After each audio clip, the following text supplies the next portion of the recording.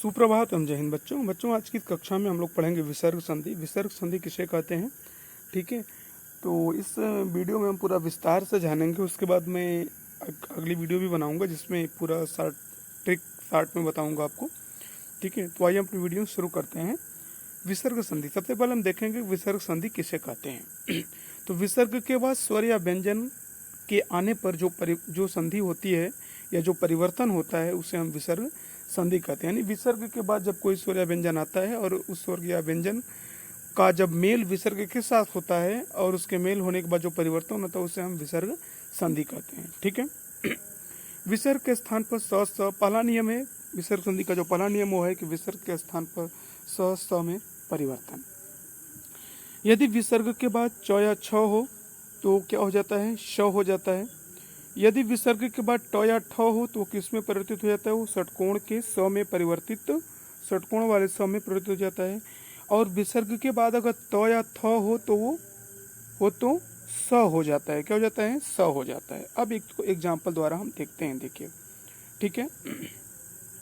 ये नियम आपको दोस्तों याद करना पड़ेगा। नियम अगर आप याद कर लेंगे तो आपके लिए बहुत ही संधि आसान हो जाएगी। नियम आपको तो याद करना ही पड़ेगा, ठीक है। नि धन चल बराबर निश्चल। अब यहाँ पे देखिए विसर्ग है, विसर्ग के बाद ये च है। अब विसर्ग के बाद जब अभी आपने नियम पढ़ा कि विसर्ग के बाद अगर च या छ हो तो विसर्ग श में बदल जाता है। तो यहाँ पे नि धन च बराबर निश्चल, क्या हो गया, निश्चल। नि धन चल बराबर निश्चल, यानी ये विसर्ग के साथ जब च मिला तो ये किस में परिवर्तित हो गया, ये तालब विश्व में परिवर्तित हो गया और क्या हो गया, निश्चल, ठीक है। उसके बाद अगला देखिए निह धन तार, निस्तार। अब यहाँ पर देखिए, यहाँ पर भी विसर्ग है, विसर्ग के बाद क्या आ गया, तो आ गया। अगर विसर्ग के बाद तो आएगा तो किस में परिवर्तित होगा, स में परिवर्तित होगा। तो अब यहाँ पर देखिए आधा स आ गया, हो गया निस्तार, ठीक है। अगला देखिए निह धन ठुर। अब अगर विसर्ग के बाद ट या ठ आएगा तो किस में परिवर्तित होगा, षटकोण वाले स में परिवर्तित होगा। तो ये विसर्ग है, विसर्ग के बाद यहाँ पे ठ आ गया तो ये ठ किस में हो जाएगा, षटकोण वाले स में हो जाएगा निष्ठुर, ठीक है। उसी तरीके से अगला देखिए दु धन चक्र।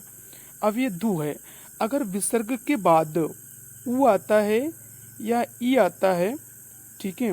विसर्ग के बाद यहाँ पर भी देखिए च आया हुआ है तो यहाँ पर भी क्या हो जाएगा, दुष्चक्र हो जाएगा, ठीक है ना।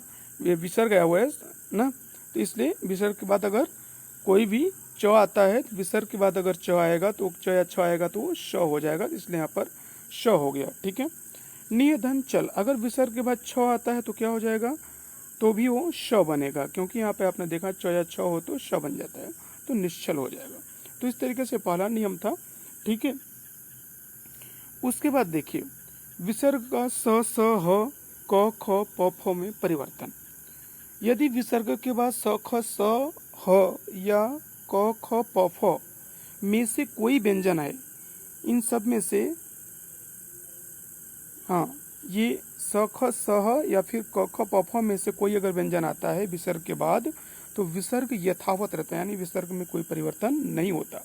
आगे आने वाले व्यंजन का रूप, और वह जो है आगे आने वाले व्यंजन का रूप ले लेता है। और यदि विसर्ग से पूर्व ई या उ हो तो विसर्ग का स हो जाता है, यानी विसर्ग षटकोण वाले स में परिवर्तित हो जाता है। उदाहरण देखिए, जैसे दु धन शासन बराबर दुशासन। अब यहाँ पर देखिए विसर्ग के बाद क्या आ गया, श आ गया, तो इसमें कोई परिवर्तन नहीं हुआ और ज्यों का त्यों हो गया दुशासन या दुशासन, ठीक है। उसी तरीके से अगला देखिए निह धन संकोच। विसर्ग के बाद यहाँ पर क्या आ गया, विसर्ग के बाद यहाँ पर षटकोण दंत स आ गया, तो दंत स आ गया तो ये भी, इसमें भी कोई परिवर्तन नहीं हुआ और हो गया निसंकोच, ठीक है। निह धन कपट। अब यहाँ पर देखिए विसर्ग के बाद क्या आ गया, क आ गया, ठीक है, क आ गया, ठीक है, क्या आ गया, क आ गया, तो विसर्ग यहाँ पर भी क्या हो जाएगा, निष्कपट हो जाएगा, ठीक है। उसके बाद दु धन कर्म बराबर दुष्कर्म। अब यहाँ पर देखिए क्या है कि विसर्ग के बाद अगर ई उ हो, अब यहाँ पर देखिए विसर्ग के जो नियम आपको मैं पहले बता रहा था मिस्टेक से, वो यहाँ पर नियम लागू होगा। अब यहाँ पर देखिए दु है ना, तो उ है। अब विसर्ग में यहाँ उ की मात्रा लगी हुई है, द में उ की मात्रा लगी, यानी विसर्ग से पहले अगर उ है, विसर्ग से पूर्व अगर ई है या उ है, विसर्ग से पूर्व यहाँ पर देखिए उ है, द में उ की मात्रा लगी हुई है ना, विसर्ग से पूर्व पहले है, तो अगर विसर्ग से पूर्व ई या उ है तो विसर्ग किस में बदल जाएगा, षटकोण वाले स में, इसलिए दु धन कर्म बराबर दुष्कर्म हो जाएगा, ठीक है। उसी तरीके से अगला दुह धन सह बराबर दुस्सह।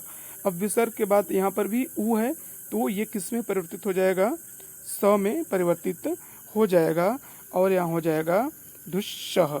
ठीक है, तो इस तरीके से यहाँ पर आपका ये होगा। तीसरा नियम है विसर्ग के स्थान पर र होना। यदि विसर्ग के बाद अ आ के अतिरिक्त कोई भी स्वर आए या किसी भी वर्ग का तीसरा, चौथा, पांचवा वर्ण या य र ल व ह आए तो विसर्ग का र हो जाता है। ठीक है, कैसे हो जाता है देखिए, अगले में यहाँ पे देखेंगे। देखिए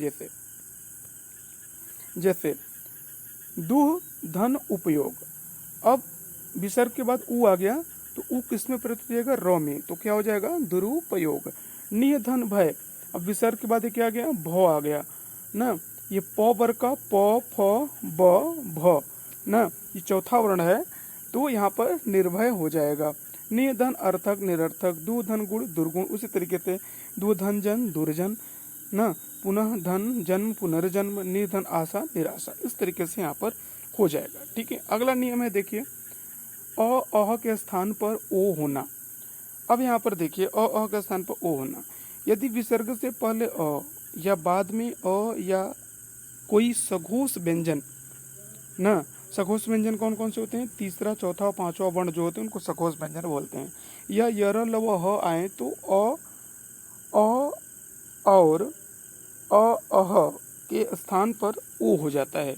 ठीक है, जैसे तपह धन वन। अब यहाँ देखिए विसर्ग है, विसर्ग के बाद ये व में अ आया हुआ है, क्या आया हुआ है, अ आया हुआ है, यानी विसर्ग के बाद अ आएगा तो क्या हो जाएगा, हाँ अगर कोई अ या हाँ विसर्ग के बाद अ या बाद में, विसर्ग से पहले अ या बाद में अ या कोई सघोष व्यंजन तीसरा चौथा वर्ण आए तो वहाँ पे क्या हो जाता है, अ के स्थान पर ओ हो जाता है। तो हम देखिए अब यहाँ पर जब विसर्ग के साथ अ मिला तो ये क्या हो गया, ओ में परिवर्तित हो गया और हो गया तपोवन। उसी तरीके से विसर्ग यशः धंधा, अब विसर्ग है, विसर्ग के बाद यहाँ पे आ गया तो विसर्ग के बाद जब आ गया तो आ किस में परिवर्तित हो गया, ओ में, तो यशोदा हो गया। मन धन योग, उसी तरीके से मनोयोग, पजह धन द पयोद, मन धन कामना मनोकामना, रज धन गुण रजोगुण, इस तरीके से इसका परिवर्तन होगा। ठीक है, उसके बाद अगला है देखिए लास्ट, विसर्ग का लोप और पूर्व स्वर दीर्घ स्वर होना। यदि विसर्ग के बाद र आए तो विसर्ग का लोप हो जाता है, यदि विसर्ग के बाद र आए तो विसर्ग का लोप हो जाता है और उससे पहले का जो हर्ष स्वर है वो दीर्घ स्वर हो जाता है। जैसे देखिए निह धन रोग, अब विसर्ग से यदि विसर्ग के बाद र है, विसर्ग के बाद यहाँ पे देखिए र आ गया, विसर्ग के बाद ये र आ गया। ठीक है, और विसर्ग से पूर्व र आए तो विसर्ग का लोप हो जाता है और उससे पहले का जो हर्ष स्वर, अब नौ में देखिए छोटी की मात्रा लगी हुई है, हर्ष स्वर है तो ये क्या हो जाएगा, दीर्घ स्वर हो जाएगा और तो यहाँ हो जाएगा निरोग। ठीक है, उसी तरीके से निह धन रस, अब न में देखिए छोटी की मात्रा लगी हुई है, यानी विसर्ग के पहले का जो स्वर है ये हर्ष स्वर है और विसर्ग के बाद यहाँ र आया हुआ है तो ये र जब इस विसर्ग के साथ मिलेगा तो ये जो न में छोटी की मात्रा लगी हुई है जो हर्स्व स्वर है ये दीर्घ में परिवर्तित हो जाएगा और हो जाएगा नीरव। उसी तरीके से नि धन रस बराबर नीरस। ठीक है, तो उम्मीद करते हैं आपको समझ में आया होगा। तो आज के लिए इतना ही, मिलते हैं अगली वीडियो में। जय हिंद, जय भारत।